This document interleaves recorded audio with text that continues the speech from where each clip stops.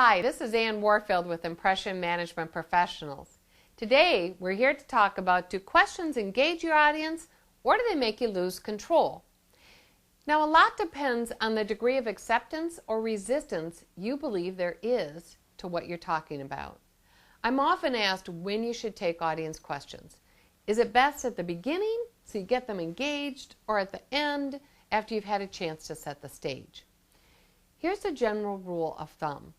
The first 3 minutes should be you setting the stage so your audience knows why they're there and what they will get out of the time with you. You want them focused and open to listening.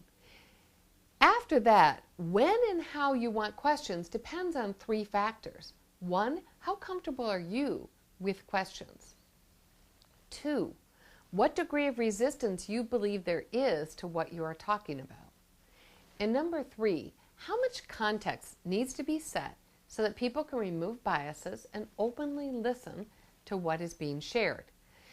Now, when you open to questions too early, you run into the chance that your audience will run away with the presentation and you will be out in left field handling really tough questions without being able to set the proper context so your answers can be heard correctly.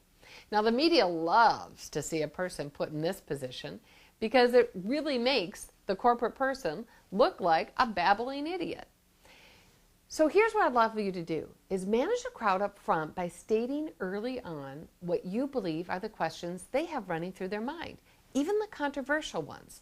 This will allow their brain to shift from fighting you to being open to the fact that you may understand their point of view and you may have something new to offer. So let me give you an example of what it might be like. Today we're here to talk about our new compensation plan. Now, many of you may be thinking, why do we even need a new compensation plan? How will this impact me? And why does management keep complicating things? I'm going to share with you why we're doing a new compensation plan, how it will impact you, and when will we be putting it in place.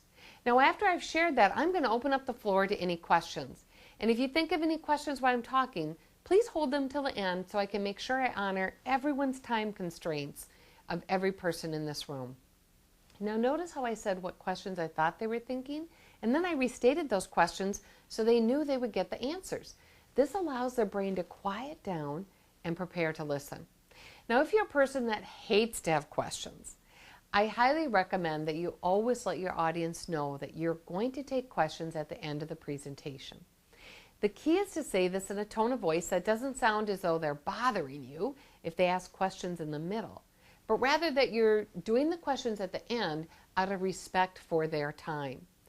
The more you learn how to share your thoughts and ideas from a high, holistic, and strategic level, you're going to find that questions change from ones of resistance to questions of engagement. When you learn how to present properly, you're also going to find that questions you get are very thought-provoking, and they really add to the presentation because the audience understands up front your message and how to interact with you. May you go forth and have a great outcome-focused day filled with fabulous results.